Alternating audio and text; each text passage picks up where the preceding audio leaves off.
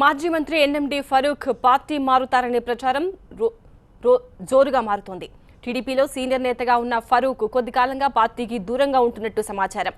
మంత్రివర్గంలో ముస్లింలకు స్థానం లేకపోవడం, ఈ మధ్య ఎమ్మెల్సీ ఎన్నికల్లో ఫరూక్ సీటు ఇవ్వకపోవడంపై అసంతృప్తిగా ఉన్నారు. ఈ సమయంలో భూమా నాగిరెడ్డి హఠాన్మరణం పొందడంతో పార్టీ మారడానికి బలమైన కారణాలు ఉన్నాయి. నంద్యాల అసెంబ్లీకి పోటీ చేస్తానంటున్న ఎన్ఎండి ఫరూక్తో మా ప్రతినిధి Nagireddy face to face. Telugu Desam party ఆవిర్భావం నుంచి కీలక నేతగా, మంత్రిగా, డిప్యూటీ స్పీకర్గా పనిచేసిన ఎన్ఎండి ఫరూక్ ఇప్పుడు తీవ్ర అసంతృప్తితో ఉన్నట్లుగా ప్రచారం జరుగుతుంది. ఒకానొక దశలో ఆయన పార్టీ మారుతున్నట్లుగా కూడా ప్రచారం జరుగుతుంది. దీనిపై మాట్లాడేందుకు మనతో మాజీ మంత్రి, టీడీపీ సీనియర్ నేత ఎన్ఎండి ఫరూక్ ఉన్నారు. సార్ చెప్పండి సార్, మీ అసంతృప్తికి కారణం ఏంటి సార్? నేను అసంతృప్తి ఎక్కడ వెలిపించలేదే, అసంతృప్తి ఏం లేదు. సరే, పార్టీలో సీనియర్ నాయకుడిని నేను. తెలుగుదేశం పార్టీలో ఆవిర్భావం నుంచి కూడా దాదాపుగా 37 సంవత్సరాల నుంచి నేను రాజకీయంలో ఉన్నా. 35 సంవత్సరాల నుంచి తెలుగుదేశం పార్టీలోనే ఉన్నా. నేను ఒక మైనార్టీ నాయకుడిగా తెలుగుదేశం పార్టీ ఒక మంచి అవకాశం ఇచ్చింది. 3 సార్లు నేను క్యాబినెట్ ర్యాంక్లో ఉన్నాను. అసంతృప్తి ఏం లేదు. మేమందరం ఈసారి ఏదో ఎమ్మెల్సీగా సీనియర్ నాయకుడిని కాబట్టి ఎమ్మెల్సీగా నాకు వస్తుందని చెప్పి కార్యకర్తలు, శ్రేయభిలాషులు, మిత్రులు, పార్టీ కార్యకర్తలు అందరూ కూడా కొంచెం ఆశాభావంతో ఉన్నారు. అది రాలేదని చెప్పి కొంచెం నిరుత్సాహం ఉంది, అంతేగాని పార్టీ మీద వ్యతిరేకత ఏం లేదు. పార్టీని విడవాలనే ఆలోచన ఎప్పుడు లేదు. పార్టీ ముఖ్యంగా మీ అనుచరులందరూ చాలామంది కూడా పార్టీ మారాలని మీపై ఒత్తిడి తెస్తున్నట్లు కూడా ప్రచారం. అంటే అలాంటిది ఏం లేదు. నా దగ్గర వచ్చి ఎవరు అంత ధైర్యంగా ఎవరు చెప్పలేదు. నన్ను పత్రికా విలేకరులు కూడా, మీడియా వాళ్ళు కూడా అడిగారు. లేదంటే అలాంటి ఆలోచన లేదు, పార్టీ మారాలని లేదు. ఆ పార్టీలు మారాల్సిన అంత అవసరం లేదు. ఈ వయసులో దాదాపుగా 65 సంవత్సరాలు వచ్చినాయి. 37 సంవత్సరాల రాజకీయ జీవితంలో ఇంకా పార్టీ మారి ఏం చేస్తాం మనం? ఇప్పుడు చేసేది ఏముంది? మళ్ళీ పార్టీ మారి ఇంకో పార్టీలో పోవాలా, మళ్ళీ ఆడ మొదటి నుంచి మళ్ళీ ఓనామాల నుంచి రావాలా. కాబట్టి ఆ ఆలోచన లేదు. తెలుగుదేశం పార్టీలో ఉన్నాం, తెలుగుదేశం పార్టీలోనే ఉంటాం. అంటే పార్టీలో ముస్లిం మైనారిటీలకు ఎక్కడో చోట ఎమ్మెల్సీ ఇచ్చి తర్వాత మంత్రి కూడా ఇవ్వాలని మీరు చంద్రబాబుపై ఒత్తిడి తెచ్చారు.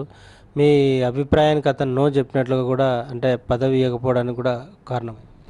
అలాంటిదేమో నాకైతే తెలియదు, కానీ మేమైతే ఎమ్మెల్సీ కావాలని అడిగా. నేను గతంలో అప్లికేషన్ ఇచ్చాను. రాజ్యసభ అప్పుడు కూడా ఒక అప్లికేషన్ ఇచ్చా. మరి ఎమ్మెల్సీ రాకపోవడం పట్ల మీ అభిప్రాయం? ఎమ్మెల్సీ రాకపోవడం అయితే సీనియారిటీని గుర్తించమని చెప్పడం జరిగింది. సరే, జరగలేదు, దురదృష్టం అనుకోవాల్సింది. అంతగాని మనం చేయడానికి వీళ్ళు ఏం చేయలేము కదా. అధిష్టానంతో కొట్లాడుకోలేము కదా.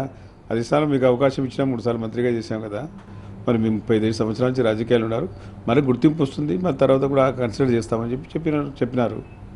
మైనార్టీలకు ఎక్కడ మంత్రివర్గంలో స్థానం లేదు, దీని మీద మీ కామెంట్? అంటే మైనార్టీలో ఇప్పుడు ఎమ్మెల్సీగా ఉన్నారు కదా, షరీఫ్ గారు ఉన్నారు.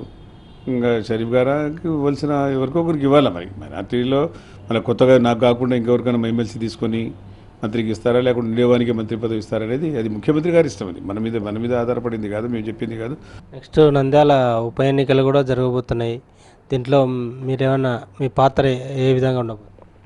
ఇప్పుడు పార్టీ నిర్ణయంని బట్టి ఉంటుంది. పార్టీ ఎవరు నిర్ణయిస్తారు, ఎవరు ఉండాలనేది పార్టీ నిర్ణయం.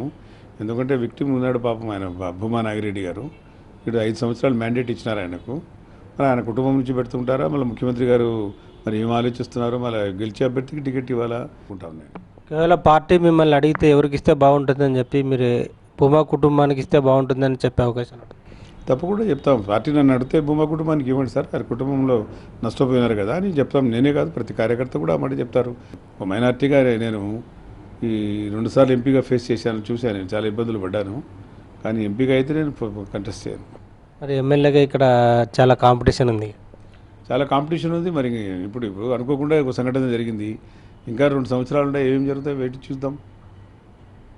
పార్టీ మారుతున్నట్లు వస్తున్న ప్రచారాన్ని మీరు ఖండిస్తున్నారా? తప్పకుండా ఖండిస్తాం. పార్టీ మారుతానని నేను ఎప్పుడే చెప్పలేదే. ఐ నెవర్ ఎక్స్పోజ్, ఎక్కడ నేను చెప్పలే. ఎవరు నాకు వచ్చి పత్రికా విలేకరులు అడిగారు, ఎలక్ట్రానిక్ మీడియా వాళ్ళు అడిగారంటే నేను లేదే, అలాంటి ఆలోచన లేదు. కార్యకర్తలు నిరుత్సాహం ఉంటుంది, ఎందుకంటే ఆశించినాం కాబట్టి మాకు ఏదైనా వస్తుందని చెప్పి. అంతేగాని నిరుత్సాహం ఎందుకుంటుంది? పార్టీ మారుతున్నట్లు జరుగుతున్న ప్రచారం పూర్తి అవాస్తవమని, నంద్యాల ఉప ఎన్నికల్లో గెలిచే వారికే టికెట్లు ఇవ్వాలని, వచ్చే ఎన్నికల్లో ఎంపీకి పోటీ చేసే ఆసక్తి లేదు, ఎమ్మెల్యేగానే పోటీ చేస్తానని మాజీ మంత్రి ఎన్ఎండి ఫరూక్ చెప్తున్నారు. నంద్యాల నుంచి కెమెరా పర్సన్ శివతో నాగిరెడ్డి, టీవీ 9 కర్నూలు.